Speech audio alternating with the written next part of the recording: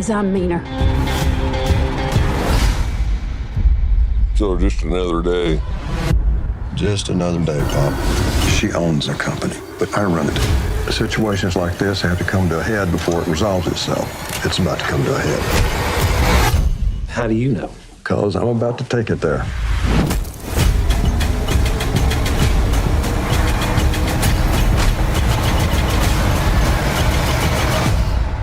I'm definitely going to have to start drinking again.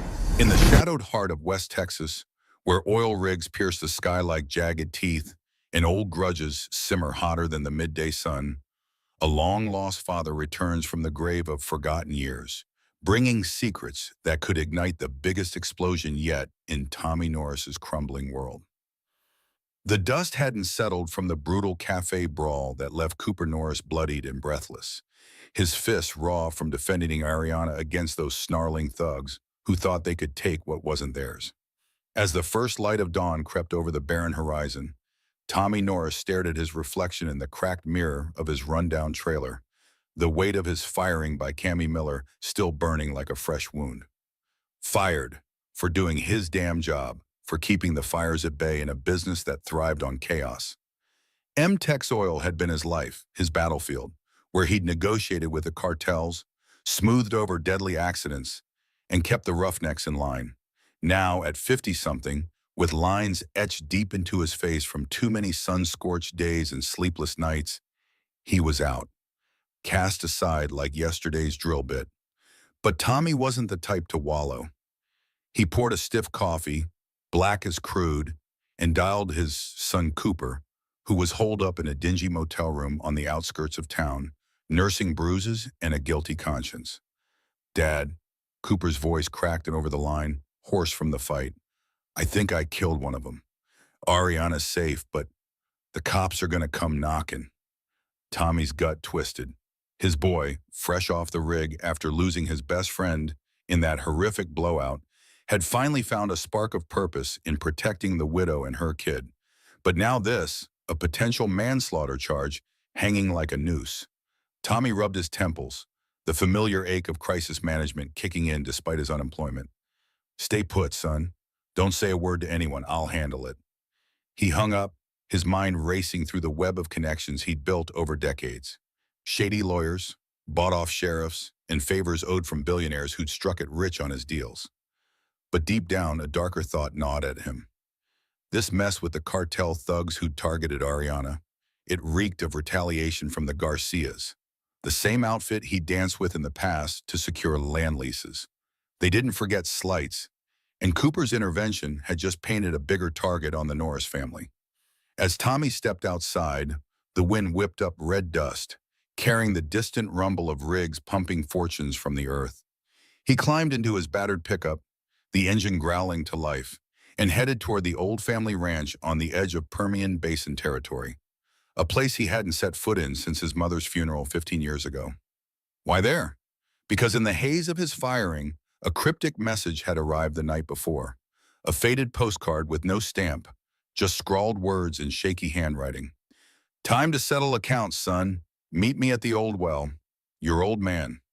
Tommy's father, Buck Norris, had vanished decades ago, presumed dead after a rig explosion that scarred the family forever.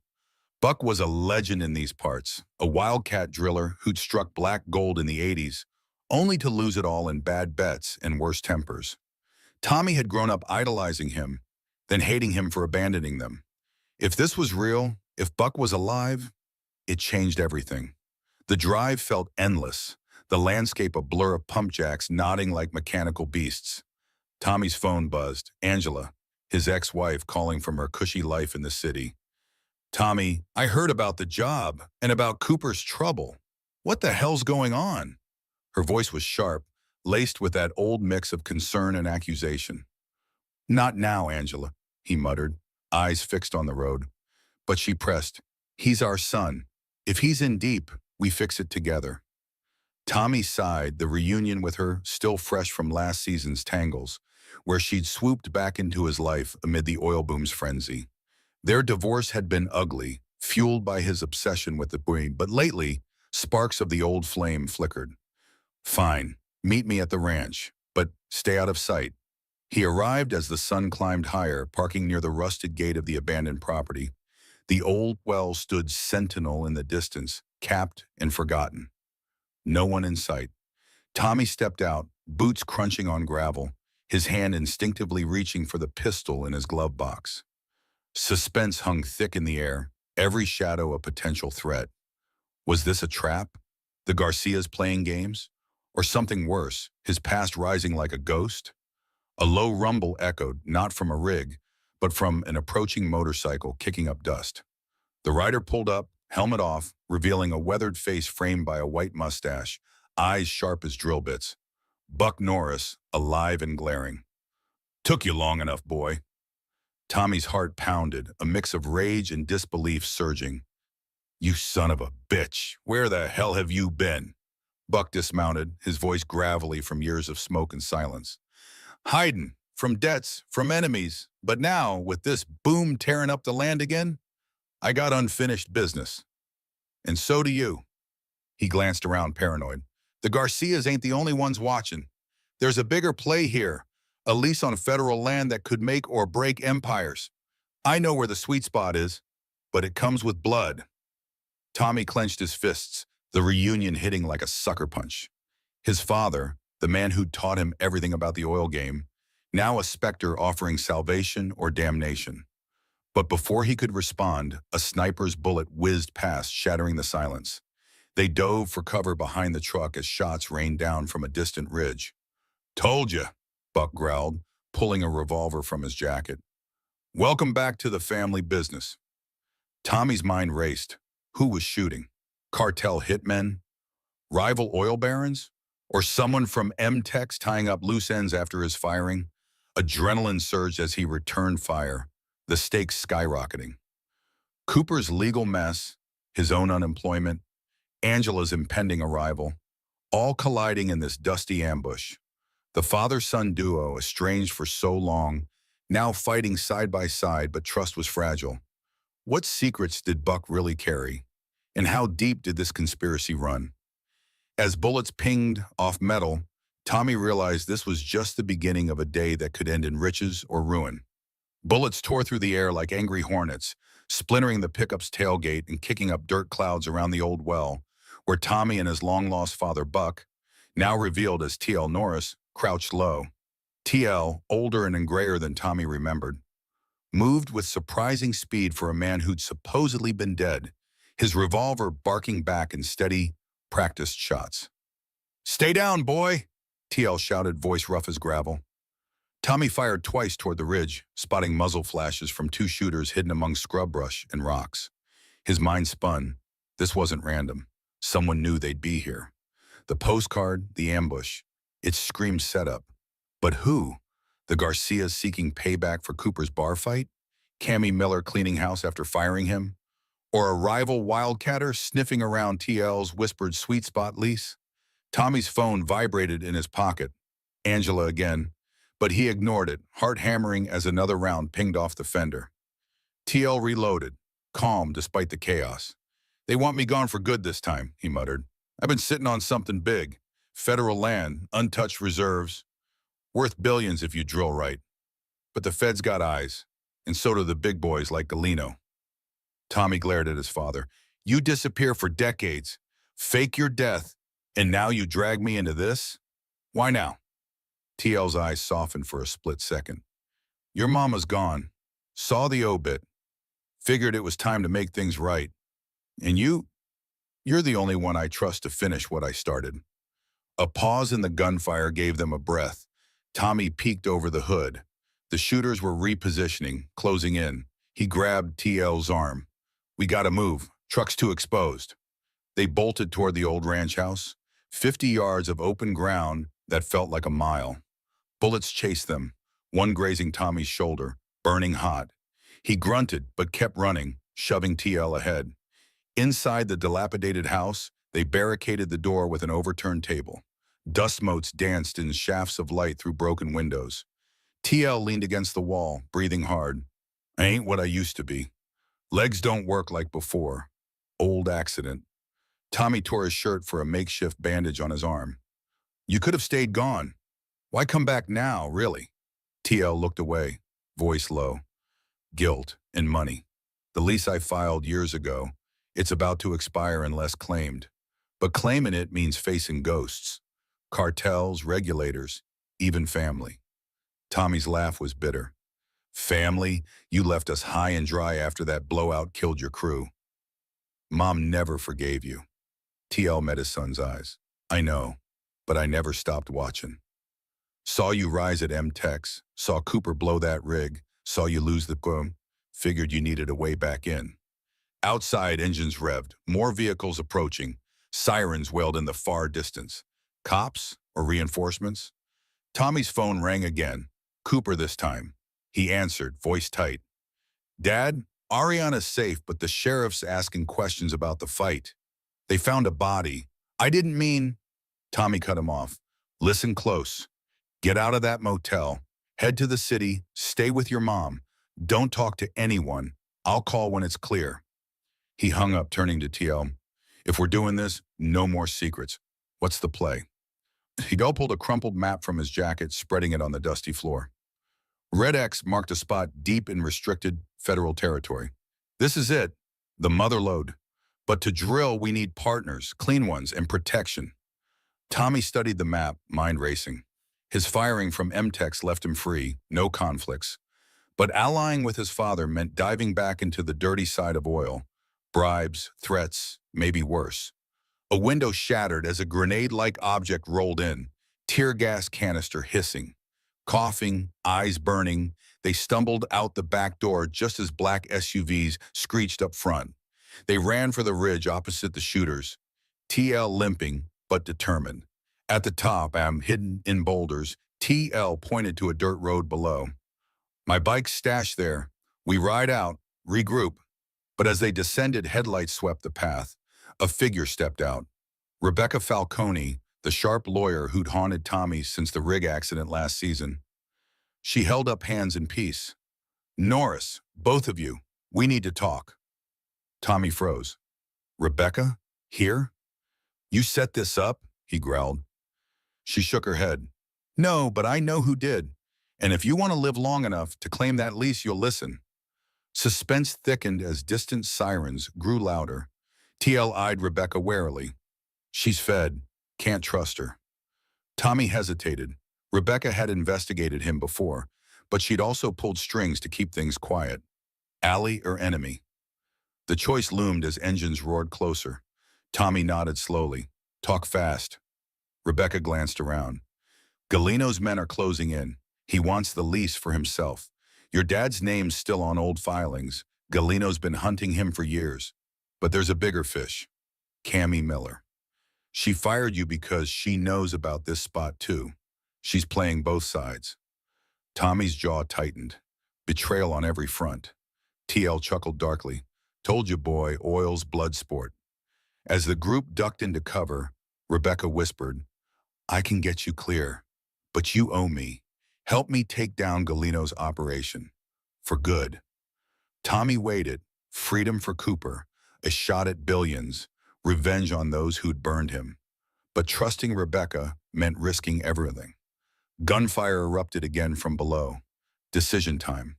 Tommy looked at his father, the man who'd abandoned him, now offering redemption wrapped in danger. We ride, Tommy said, all of us. They piled onto TL's motorcycle and Rebecca's waiting SUV, tearing off into the gathering dusk, dust trailing like a promise of more violence to come. The reunion had ignited a war, and the Norris family, estranged, fractured, was right in the crosshairs. The SUV barreled down the backcountry road, headlights cutting through the thickening twilight like knives, while TL's motorcycle roared alongside, kicking up gravel in angry sprays. Tommy sat shotgun next to Rebecca, gripping the door handle as she pushed the vehicle hard, weaving around potholes that could swallow a tire. In the rear view, dust clouds swallowed the ranch, but the echo of gunfire still rang in his ears. Rebecca's knuckles were white on the wheel. Galino's crew isn't playing anymore, she said, voice steady but edged with urgency. They've been tracking your father's old claims for years. That lease isn't just oil, it's strategic. Borders cartel routes, federal oversight, and enough reserves to shift power in the Permian for a decade. Tommy shot her a hard look. And you? What's your angle, Falcone? Last time we crossed paths, you were digging into my rig blowout like it was personal.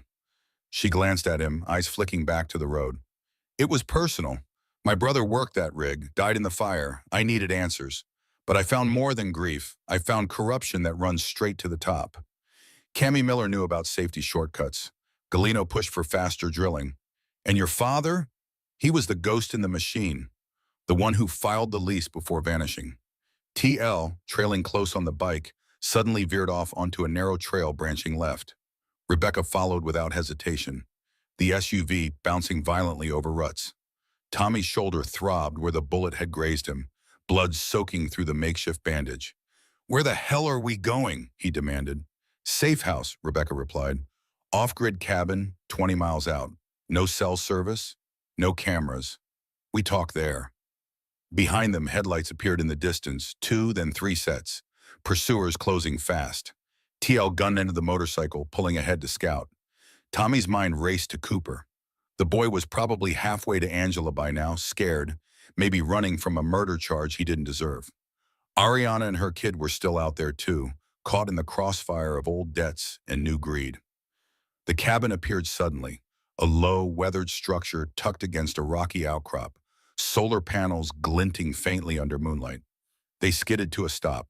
TL killed the engine first, scanning the dark. "Clear," he grunted, limping toward the door. Inside smelled of pine and old leather.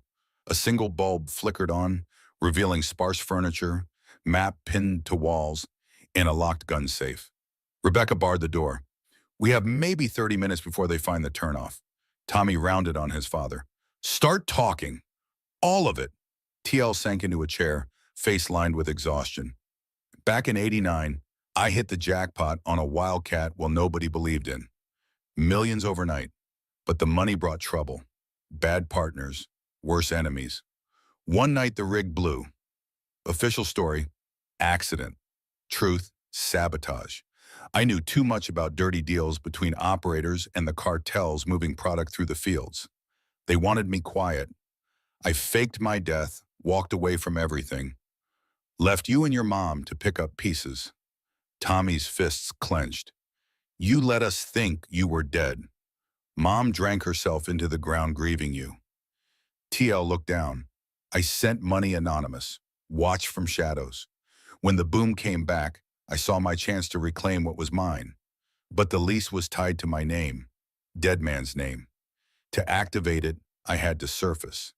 That's when Galeno started hunting." Rebecca spread documents on the table, old filings, satellite images, financial trails. Cammy Miller bought up surrounding parcels quietly. "She's building a wall around your father's claim. If she locks it in first, she controls the play. Galeno wants in too. He's offering her protection in exchange for a cut. But there's a third player, the feds. They suspect cartel laundering through oil leases. If this blows up publicly, everyone goes down." Tommy studied the maps. The sweet spot sat on land that could link existing pipelines, slashing transport costs. Billions, easy. But claiming it meant exposing TL, risking Cooper's freedom, and maybe starting a shooting war. A distant engine growl cut the silence. Closer now. TL stood. "They're here. We can't stay." Rebecca pulled a burner phone from her bag. "I can call in a favor. Local ranger who owes me. Get us an escort out. But you have to decide, Tommy. Walk away or fight for what's yours." Tommy thought of Cooper's voice on the phone, broken and afraid. Thought of Ariana, lone with a child after losing her husband to the same industry that now threatened to swallow them all. Thought of the years he'd spent cleaning up messes for men like Galeno and Cammy. "No more.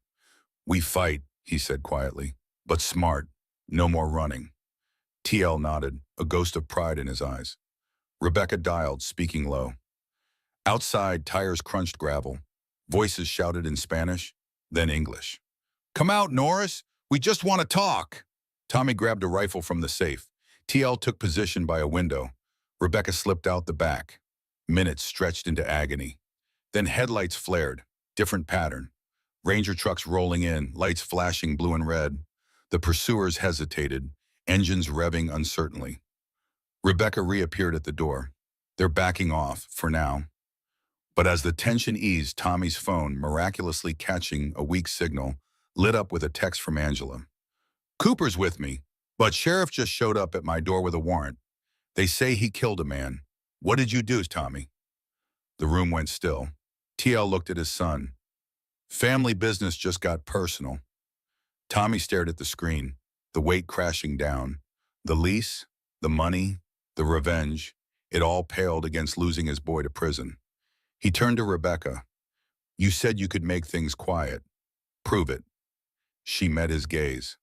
I can try, but it'll cost. You give me Galeno on a platter. Full confession. Evidence. In return, I bury Cooper's charge. Tommy exhaled, a devil's bargain in the dead of night. TL placed a hand on his shoulder, the first real touch in decades. We do this together, son. Outside, the Ranger trucks idled, a fragile shield. But the real storm was coming. Galeno wouldn't quit. Cammy wouldn't yield. And somewhere in the dark, the cartel waited for their moment. The Norris men, father and son, stood side by side, ready to burn it all down if they had to. But first, they had to save Cooper. And that meant walking straight into the lion's den. The Ranger trucks formed a loose perimeter around the cabin, their lights painting the night in pulsing red and blue, holding Galeno's men at bay like a temporary dam against a flood. Tommy stood at the window, rifle loose in his hands, watching shadows shift beyond the tree line. Inside, the air was thick with the smell of gun oil and tension. TL cleaned his revolver methodically, every click of the cylinder a reminder of years spent surviving. Rebecca paced, burner phone pressed to her ear, murmuring to contacts in low tones. Angela's text burned in Tommy's pocket like a live coal. Sheriff at her door, warrant for Cooper. His boy, hot-headed, grieving but not a killer, facing a cell because he'd stepped in to protect a woman and her child. Tommy turned to Rebecca. You said you could bury it. How? She hung up, face grim. I have a contact in the DA's office. Evidence can get misplaced. Witness statements can shift. But it requires leverage. Galeno's been laundering cartel cash through shell companies tied to oil leases.